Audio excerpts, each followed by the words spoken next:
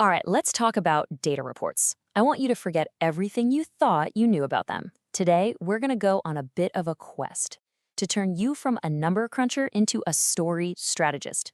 And this is especially for those of you tackling your level 4 qualifications. We're going to transform those scary data dumps into stories, stories that actually get you noticed.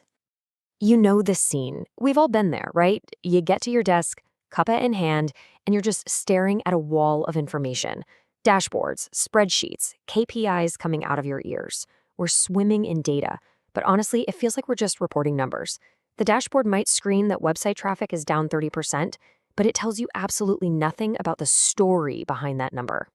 Yeah, does that feeling of being stuck in a data swamp, desperate for just one little drop of actual insight, does that feel a bit too much like your Monday morning?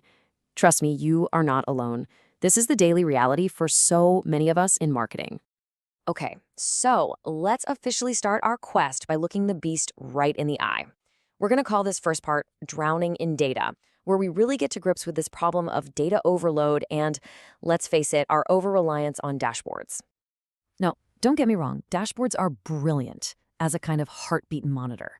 They're essential for spotting if something's gone horribly wrong right now. But if you rely on them for the whole story, you run into two massive headaches. First, data overload, where you're tracking 50 different things and the really important stuff gets lost in the noise. And second, alert fatigue. You know, when you get so many pings about tiny changes that you stop paying attention to any of them. And this right here sums it all up perfectly. A dashboard tells you what happened. Traffic is down 30%. End of story. But a real story, well, that tells your boss why it happened, what you figured out from it, and what your genius plan is for what to do next. One is just a number. The other is an insight that actually makes things happen. So, how do we escape this data swamp? How do we start making a real, tangible impact? Well, it's time to reveal our secret weapon. Welcome to part 2 of our quest, the storytelling solution. Just look at this visual. It's perfect. Data storytelling is that bridge. It's the missing piece that connects all those scattered, confusing numbers on one side to that glorious, aha, light bulb moment of understanding on the other. And that understanding, that's what leads to confident decisions. Remember this, a list of numbers might inform someone, but a great story persuades and inspires them. So let's be absolutely clear.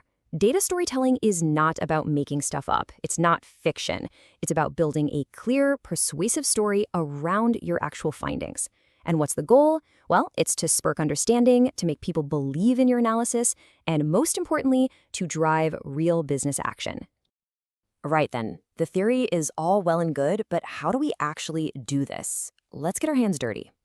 In this next section, we're going to open up the toolbox and give you the map you need to build your own cracking data stories. And guess what? You don't need to be a novelist. It's simple. Every good report follows this classic structure. The beginning sets the scene. Here's what we were trying to achieve. The middle brings in the drama, and then this unexpected problem showed up. And the end gives you the big finish. Here's what we learned, and here's what we're gonna do about it. Simple, powerful, and way more memorable than a spreadsheet. And here is your magic recipe, the storyteller's triad. To make this work, you need a perfect balance of 3 things. You need the data, the hard facts. You need the narrative, the context that explains what it all means. And you need a clear visual that helps people get it in a heartbeat. Right where those 3 circles overlap, that's your sweet spot. That's where you create a truly impactful story. Okay, that's enough theory. Let's see this whole thing in action. It's time for a proper case study, a legendary tale of marketing success we're calling the rebirth of Project Phoenix. So, here's our beginning. Here's the setup. Project Phoenix kicks off with a massive, ambitious goal. Double the app's user base in just 3 months. The team is pumped, expectations are sky high. The rocket is on the launch pad. But then, the middle of our story, the conflict. The ads are getting loads of clicks, but nobody's actually signing up. And you have to love the classic British understatement here. The team might have muttered a collective, "Oh dear, this isn't working, is it?" over their tea. You can just picture the quiet panic. And now for the grand finale, the resolution. Instead of giving up, they became data detectives. They dug into the numbers and the clues all pointed to one thing, a slow, clunky mobile landing page. They fixed it and bam, signups went through the roof. They didn't just hit their target, They smashed it by 20%. The phoenix rises from the ashes. See? That's the power we're talking about. So what does getting good at this actually mean for your career? Let's dive into our final section, your big transformation from cruncher to strategist.